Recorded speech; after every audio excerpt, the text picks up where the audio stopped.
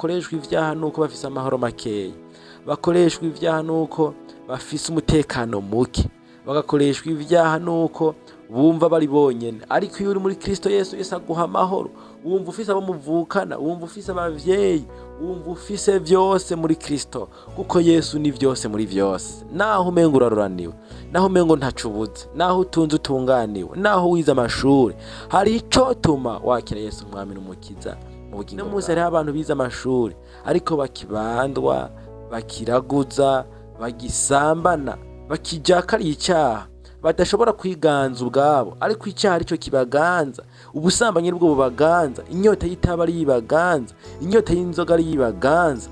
Ariko kwakira Yesu nk'umwami n'umukiza mu bugingo bwawe vyo gutabara, vyo gukiza, nawe vyo kugobotora ukaronka amahoro, ukareka gusesagura iryo tunga ry'umuryango, urijana mu maraya, urijana mu busambanyi, urisesagura, urijana mu nzoga no mu bindi bitagira ikimazi. Kwakira Yesu nk'umwami n'umukiza nawe vyo gukiza. Hariho impamvu nawe yotuma ukizwa. Ndabaramukije nshuti bakundwa, dusangira urugendo rwo kuja mw'ijuru. Mwebwe mwese muriko murankurikirana muri kino kiganiro ubuzima bw'Umukristo, waba uri hagufi canke uri kure, mvuze nti amahoro y'umwami wacu Yesu Kristo aganza umutima wawe. Ndaguhaye kaze muri kino kiganiro ubuzima bw'Umukristo bugira kandi. Tugiye kuganira kuri rino jambo rivuga ngo hariho impamvu nawe yotuma wakira Yesu nk'umwami n'umukiza mu bugingo bwawe. Ukaba waramaze kwakira Yesu nk'umwami n'umukiza, ndaguteye intege ushishikare ubandanye, kuko mu ijambo ry'Imana muri Luka igice ca 18 turabona ko Yesu yariko araducira umugani ngo atwigisha guhora dusenga ntiturambirwe. Aha anshatse kugukebura wewe, ndakubwira kano kajambo kavuga ngo nturambirwe. Hariho impera ikomeye gose ku muntu yihangana agashitsa kw'iherezo. Kandi niba uri kurankurikirana ukaba ufise intege nke, ukaba utabona iyo bija niyo biva, waratanguye ariko ubuntu umengo nta gaciro, unanirwa kenshi, bikugora cyane, uri kuriganyira, uri kurasuhuza umutima, uri hafi yo kubivamwo, ndawe ndagutera intege, ndakubwira ntiwemere ko umwasi Satani akuremera canke agutsinda ngo agusubize inyuma, ahubwo gwana intambara nziza yo kwizera, umuneshe umwikunkumure. Satani yaraciriwe urubanza, afise igihe kigufi. Ubugingo bwawe n'ubw'igiciro mu nyonga z'Imana, kandi ubugingo bwawe nibwo bwatumye umwami wacu Yesu Kristo ava mu ijuru akaza akambara ishusho y'umwana w'umuntu kugira ngo agucungure. Hari inkomezi zitangaje mu maraso ya Yesu zishobora kuguha inkomezi zo kunesha ico cyaha. Kandi naho yoba ari amageragezwa y'ingwara, y'ubukene canke y'ikindi kintu yoba agomba gukure kuri Kristo Yesu, nivyo navyo ubidondagurire Yesu mu gusenga. Bikuremereye ufuma wegera umukozi w'Imana, umubwire ati numva ndemerewe cane, araguha impanuro, yongera gufashe, yongera gusengere, uca usubizwamwo intege. Turabona ko hariho igihe Eliya yigeze kunanirwa n'urugendo, aja munsi y'igiti c'umurotemu yisabira gupfa. Nawe nyine yari yumva aremerewe, yari yumva ananiwe, yari yumva yopfa, ariko aravuga ngo sindutabase gukuruza, ati kubaho kundutiye gupfa. Ariko Imana ntiyamwemereye kwapfa, Imana ntiyamwemereye ko yiyahura, kuko gukora gutyo ni icyaha. Ahubwo Imana yarungitse umumarayika amuzanira ivyo kurya, aramubwira ati vyuka urye Eliya, ubandanye urugendo goye kukunanira.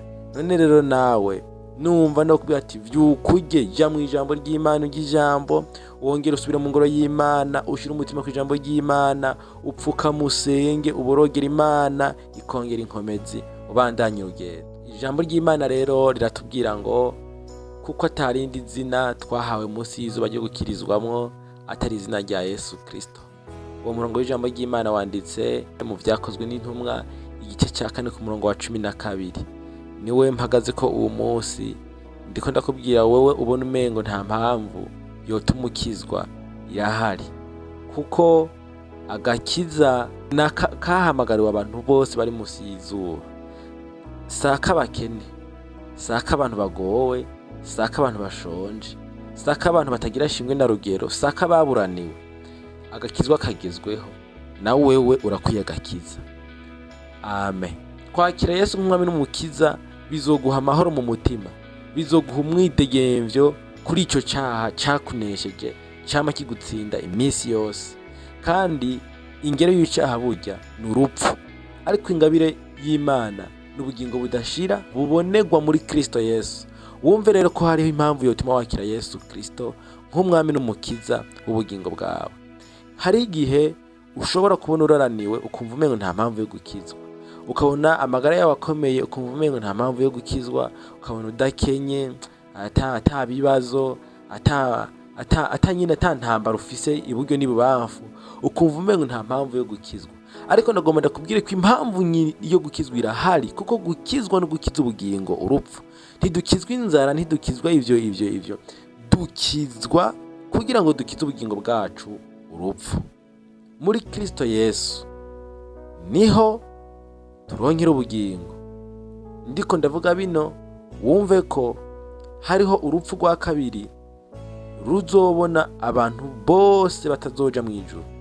Nukuvuga abatapfiriye muri Kristo Yesu bagapfira mu vyaha vyabo, hariho urundi rupfu rugira kabiri rubarindiriye. Ariko kandi mu mvugo tumenyereye twese, n'umuntu wese ataje muri Kristo Yesu canke atarihanazi, turazi ko hari ikintu bitwa Gehinomu.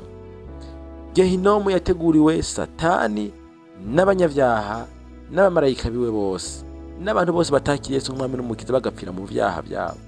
Wumve ko kwakira Yesu nk'umwami n'umukiza mu bugingo bwawe uzoba ukijije ubugingo bwawe urupfu.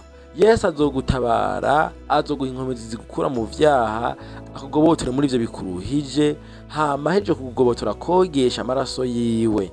Uzoronka umunezero, uzoronka amahoro. Umuririmbyi yaririmbye ngo n'amahoro ngo atameze nk'ayo twari tuzi, n'amahoro adasa n'ayabisi bafise, atamagwa n'uko urwaye, adatwagwa n'uko ubuze icyo kurya, adatwagwa n'uko ubuze icyo kwambara, ariko n'amahoro ugendana iminsi yose mu bihe vyose.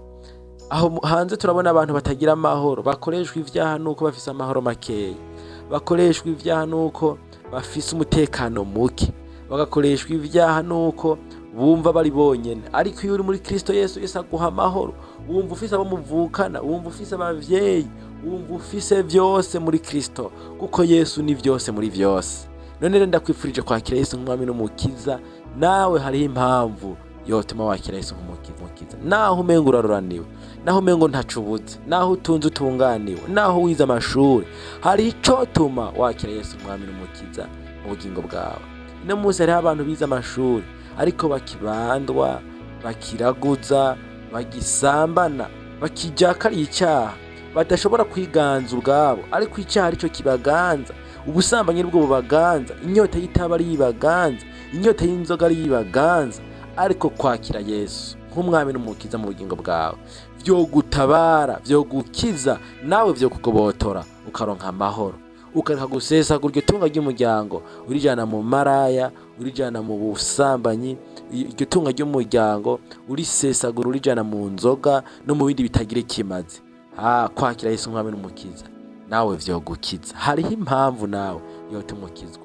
Yesu yavuze ngo ni jewe nzira n'ukuri n'ubugingo, ntawe ushika kuri data ntamujanye. Niyi nayo ni impamvu ikomeye, kuko twese dukizwa dufise ihangiro ryo kuzoja mu ijuru. Rero Yesu niwe nzira, niwe kuri, niwe bugingo. Kubaho utari gukorera Yesu wumve kuri kurahomba. Impamvu nawe yotuma ukizwa, ngwino ukorere Yesu, niwe nzira, niwe kuri, niwe bugingo. Ushobora kuvuga ngo uramwizeye utamukunda kandi utari kuramukorera. Ushobora kuvuga ngo uriteze ubwami bwo mu ijuru kandi Yesu azotujana mu ijuru utari kuramukorera. Misi yose urabona ko wirigura curumba muri ibi na biriya, imyitwarariko y'ibyawe n'ubugingo yonyene. Gukorera Yesu urabona ko atabirimwe mu bugingo bwawe. Urafise impamvu yotuma ukizwa, ndiko ndabikubwira. Ngwino muri Kristo Yesu, wakire Yesu nk'umwami n'umukiza mu bugingo bwawe, umukorere, kuko atarindi zina twahawe munsi y'izuba ryo gukirizwamwo atari Kristo Yesu. Nta yindi nzira yo dushikana ku Mana atari Kristo Yesu. Urafise impamvu yotuma ukizwa. Naho wize, naho ukomeye, naho hambaye, urafise impamvu yotuma ukizwa. ndizeye ko wankurikiye, ndizeye ko hari icyo utahuye, ndizeye ko wumvise ko nawe hari impamvu yotuma ukizwa mu bugingo bwawe. Kaze muri Kristo Yesu. Yesu Kristo akomeze agirire.